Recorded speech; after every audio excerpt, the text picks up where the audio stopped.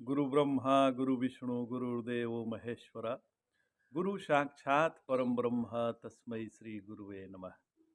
सदाशिव समारंभां शंकराचार्य मध्यमाम् अस्मदाचार्य पर्यंताम वंदे गुरु परंपराम। ओम श्री गुरुभ्यो नमः। ओम श्री परमात्मने नमः। हम लोग गीता के 18वें अध्याय पर विचार कर रहे हैं और 18वें अध्याय में भगवान पहले कर्म से शुरू कर रहे हैं कि हमारा जीवन में कर्म त्याग से क्या तात्पर्य है। देखिए, यदि हमें कोई कर्म में आसक्ति है और उसको हमें करने को न मिले तो हम दुखित हो जाते हैं। बहुत आवश्यक बात है यह। इसलिए कर्म में भी आसक्ति ठीक नहीं है। कोई भी कर्म में एक कर्म ऐसा नहीं है इसमें आसक्त हो जाए। जैसे देखिए, हम सुबह 8 बजे उठते हैं। अरे भाई, तो 6 बजे उठने को पड़ गया तो दुख हो गया, क्योंकि हमारे लिए सोना ज़्यादा इम्पोर्टेंट है। प्रातः कालीन जगना जो है इम्पोर्टेंट नहीं है। तो हम इतने आसक्त हैं अपने कर्मों को लेकर जिससे हम परेशान हो जाते हैं। एक लोग गुरुदेव भगवान से बोले कि स्वामी जी, यदि आप हमारे जीवन में 10 साल पहले आए होते तो हमारा जीवन सुधर गया होता है। अब सोचिए, तो गुरुदेव भगवान ने कहा कि अरे, तुम्हारे जीवन में हम कितने दिन पहले आए थे? बोले कि 5 साल हो गए। तो तू 5 साल में क्या सुधरा, यही बता दे। सुधार तो आज से ही हो सकता है, वो 10 साल पहले की क्या बात है। तुम 5 साल में मेरे संगत में रह के क्या सुधर गया, क्या तुमने क्या सीखा, यही तुम बता दे। अब 10 साल पहले बोले कि हम तो गृहस्थ हैं। गृहस्थ का जानते ही हैं, जब हमारी शादी नहीं हुई थी 10 साल पहले, उस समय आप मिले होते तो हम गृहस्थ ही नहीं होते, साधु हो गए होते। तो साधु की कोई फैक्ट्री है क्या कि साधु हो जाएंगे आप? सुधार तो आप आज ही निश्चित कर ले कि हमारे जीवन में अब हमें शास्त्रों के अनुसार से हमें जीवन चलाना है, तो आज से ही सुधार आरंभ हो जाएगा। इसके लिए लेकिन आपके अंदर दृढ़ निश्चय एवं आत्मविश्वास की आवश्यकता होती है। तो जब साधु संत तो सदैव हमेशा उपलब्ध हैं। साधु संत इस संसार में हमेशा से उपलब्ध रहे हैं और हैं, पर हम ही कहाँ उपलब्ध हैं महाराज। मनमानी आचरण करते हैं। शास्त्रों ने जो बतलाया है आचरण करने का, वैसा नहीं करेंगे। हम तो अपने मन से करेंगे। हम तो ऐसे करते हैं जैसे एक लोग को श्राद्ध करना था। अपने पिताजी का श्राद्ध कैसे किए? तो एक गरीब को पकड़ लिए और उसको 5 स्टार होटल में ले गए और कहा कि भाई, जो तुम्हारी इच्छा हो वो खाना खिलाओ, महंगा से महंगा। तो 10,000 का उसको भोजन कराया एक गरीब को। बड़ा हम नया तरीका से अब स्वामी जी के पास आए। बोले कि स्वामी जी, मैं तो नया तरीका से श्राद्ध किया हूँ, कैसे किए हो? तो मैंने एक गरीब को पकड़ लिया, उसको बड़ा बढ़िया से, बड़ा आनंद आया मुझको, बहुत तृप्तता आई। तो स्वामी जी ने कहा, गुरु महाराज ने कहा कि अरे देखो, श्राद्ध का शास्त्रीय विधान है, तुम अपने तरीका से कैसे? ये तो ठीक है, गरीब को भोजन करा दिया, ये तो तुम्हारा नित्य कर्म होना चाहिए, लेकिन यह श्राद्ध नहीं है। श्राद्ध का तो शास्त्रीय विधान है, उसके अनुसार ही आपको उस विधान को करना है, तब जाके वो श्राद्ध संपन्न होगा। मनमानी आचरण हम करते हैं। अब श्री गुरुदेव भगवान कहेंगे कि सुबह जल्दी उठना चाहिए, और हमारी जो सुबह है वो सूर्योदय के पश्चात ही होती है। माने जो हमने कर्म करने की जो आसक्ति है उसका त्याग नहीं किया है, तब जाकर उस आसक्ति को त्याग कहाँ कहेंगे, वो त्याग है। कर्म के त्याग को त्याग नहीं कहा जा सकता। अब एक और बात समझ लीजिए महाराज, कि जैसे हमने किसी को कोई मदद कर दी, कोई आवश्यकता था, उसको मदद कर दी। अब ये हम सोचें कि वो भी हमारी आवश्यकता में मदद करेगा, यह ठीक नहीं है। कि हम कभी चक्कर में फंस जाएंगे तो वो हमको मदद करेगा, ऐसा संभव नहीं है। तो जो अपने जो अच्छाई है वह अच्छाई कभी नष्ट नहीं होनी चाहिए, कि हम दूसरे को मदद करें और वो हम से उससे अपेक्षा रखें कि वो मदद करेगा तब हम उसको मदद करेंगे, तो ये ऐसा संभव नहीं है। हमारी अच्छाई खराब हो जाएगी, हम बुराई की ओर बढ़ जाएंगे। हमारी अच्छाई ये है कि हम जरूरतमंद का मदद करें, यह भगवान का काम है, वो हम करें। तो आपकी मदद कोई दूसरा कर दे या ना कर दे ये तो भगवान जाने। हमारा काम है कि हम किसी असहाय का मदद कर दें, बिना कोई अपेक्षा के मदद करना, यह सोचकर कि यह मदद करना है हमारी आवश्यकता है, यह हम सोच करके करेंगे कि यह मदद करना हमारी आवश्यकता है, किसी और की नहीं है, तब जाके हमारा अंतःकरण का निर्माण शुरू हो जाएगा।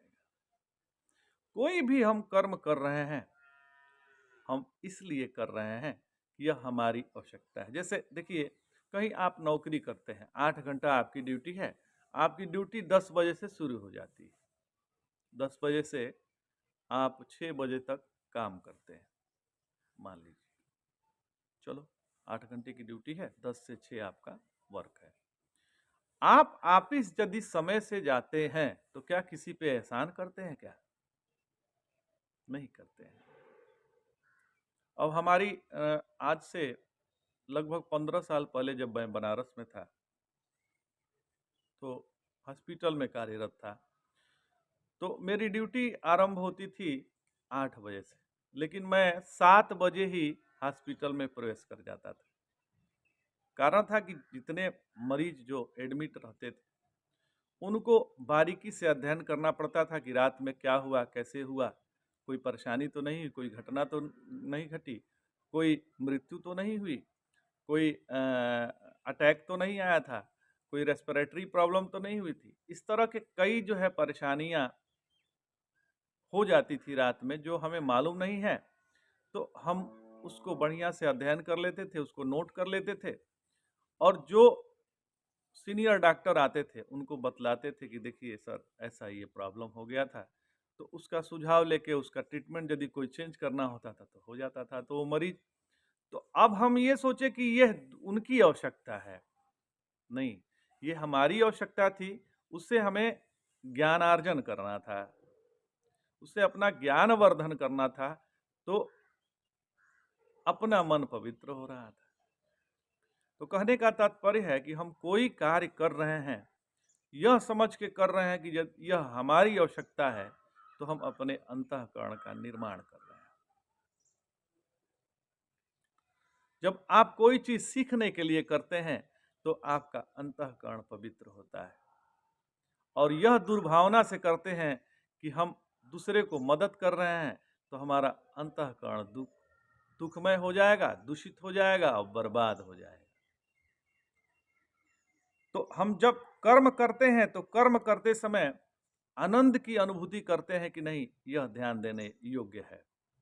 हम अभी कर्म कर रहे हैं, अभी हमारे बस में है, जैसे अभी सत्संग चल रहा है, तो सत्संग को हम आनंद पूर्वक कर रहे हैं कि नहीं, आनंद आ रहा है कि नहीं, सत्संग करते समय हमें आनंद आ रहा है कि नहीं, यह डिपेंड करता है।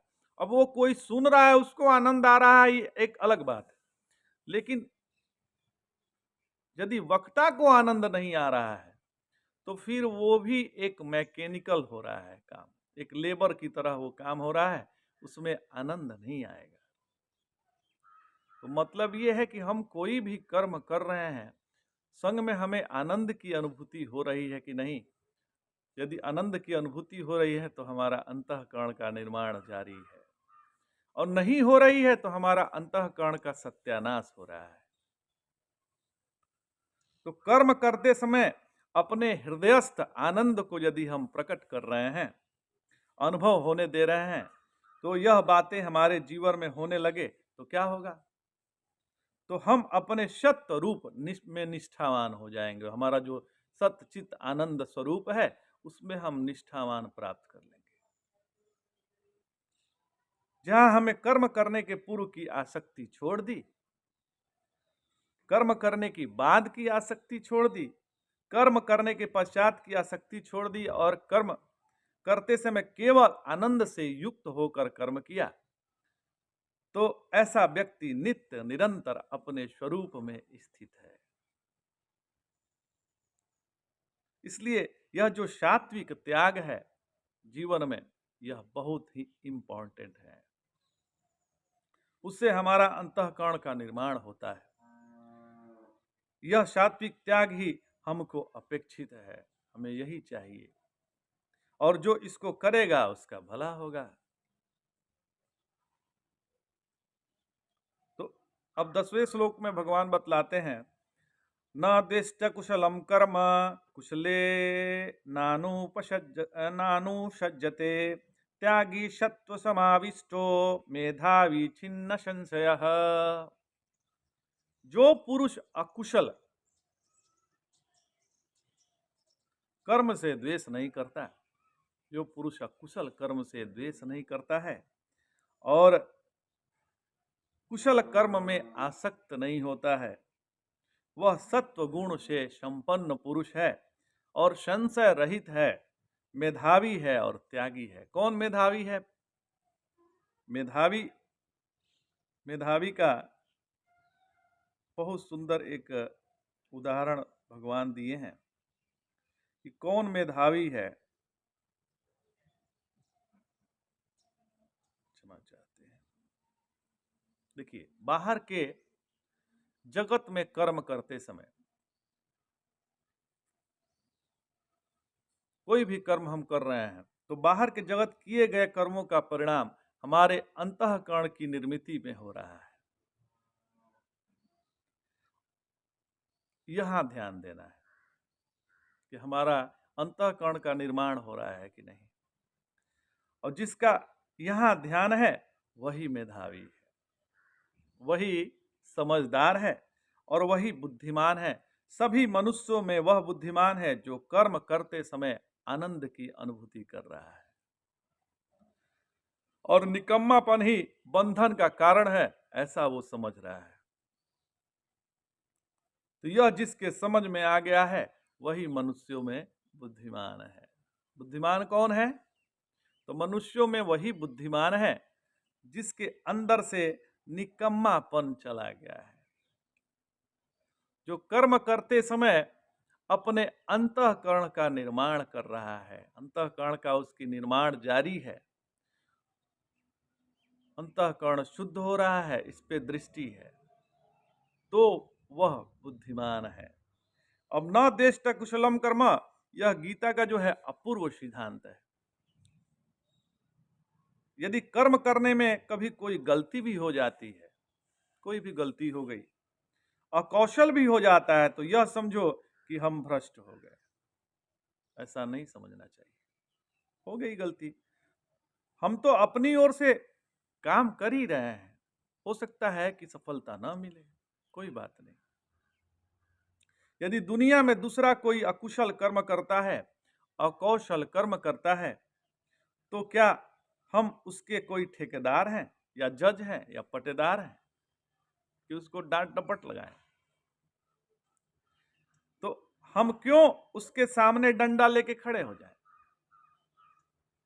ऐसा हक नहीं है।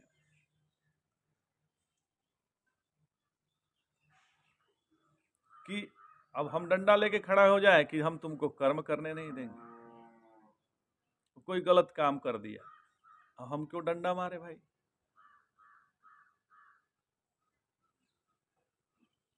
ऐसा करने से वो सुधर थोड़े जाएगा। कोई सुबह में 8 बजे उठता है अब हम उसको डंडा लेके कहें कि नहीं हम सुबह उठा देंगे तो वो सुधर जाएगा? कहेगा बड़े हमको परेशान करते हैं, नहीं मानेगा। तो हम क्यों सुधारने जाएं? सुधार तो स्वयं सिद्ध है, अपने को सुधारो।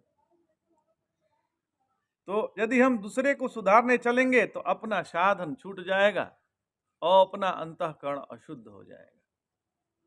इसलिए अकुशल कर्म से द्वेष मत करो।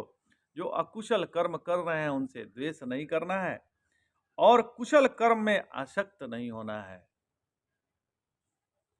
जो अकुशल कर्म में द्वेष नहीं है और कुशल कर्म से आसक्ति नहीं है। अब मैं तो यह करता ही रहूंगा। फिर बोले भगवान त्यागी सत्व समाविष्ट, इसका नाम कर्म त्याग है। तब कर्म त्याग है।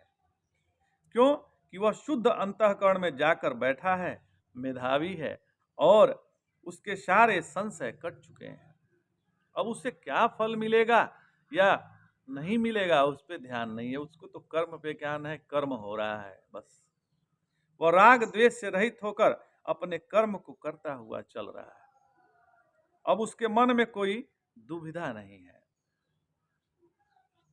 उसके मन में कोई दुविधा निर्माण नहीं है। अब आगे भगवान कहते हैं नहीं देहभृता शक्यम त्यक्तुम कर्माणि शेषतः यस्तु कर्म फल त्यागी स त्यागित्यभिधीयते।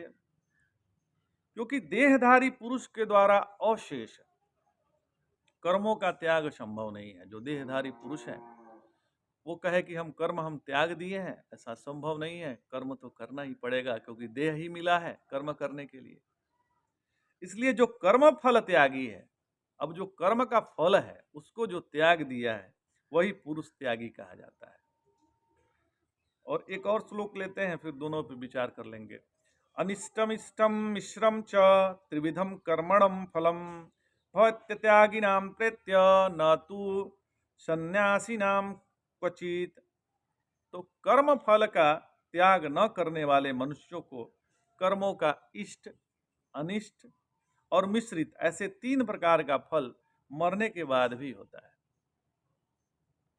परंतु कर्म फल का त्याग करने वालों को कभी नहीं होता है, इसकी प्राप्ति नहीं होती, उसका तो जन्म ही नहीं होता है अगला। तो ये भगवान 12वें श्लोक में बताए हैं। तो नहीं देहभृताम शक्य त्यक्तुम कर्माण शेषतः। देखिए भाई, जो सन्यास है मुख्यतः 2 ही व्यक्ति के लिए है। जो सन्यास है 2 व्यक्ति के लिए है। किसके लिए है? तो एक तो उसके लिए है जिसे परमात्मा की ज्ञान की तीव्र लालसा है। सन्यास किस 2 व्यक्ति के लिए है? तो पहला किसके लिए है?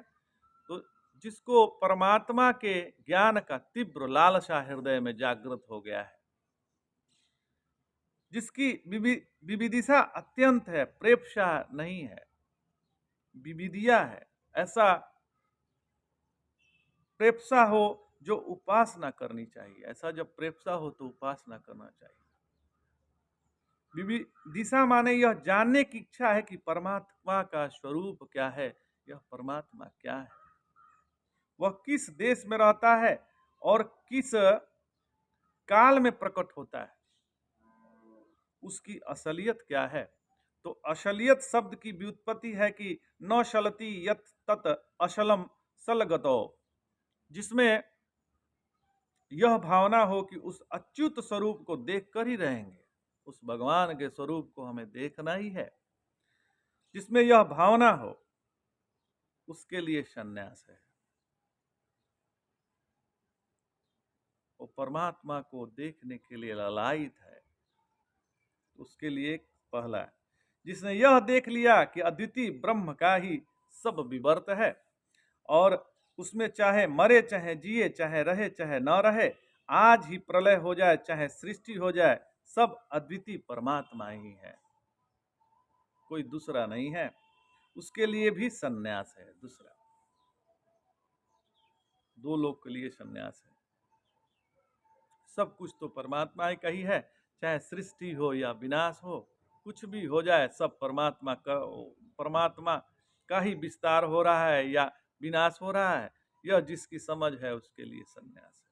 दो लोग के लिए संन्यास है, या तो लालसा है परमात्मा के दर्शन का, परमात्मा को समझने का, या वो जान गया है कि यह सर्व जगत परमात्मा ही है। दोनों के लिए संन्यास है। और इसमें एक विधिविशा संन्यास का अधिकारी है, दूसरा विद्वत संन्यास का अधिकारी है। अब जिसके अंदर तितिक्षा है वह विविदिशा संन्यास का अधिकारी है, और जो ज्ञानी है, जो पहले से ही ज्ञान हो गया है, वह विद्वत संन्यास का अधिकारी है। तो बाकी सब तो कर्मकांडी हैं, बाकी तो ये सब जो हमारे जैसे हैं वो सब कर्मकांडी है। यह कुटी चक्र है, यह बहुदक है, यह हंस है और यह परम हंस है। बोले कि भाई अब इतने दिन वानप्रस्थ में रहे, इतने दिन सन्यासी होकर रहेंगे।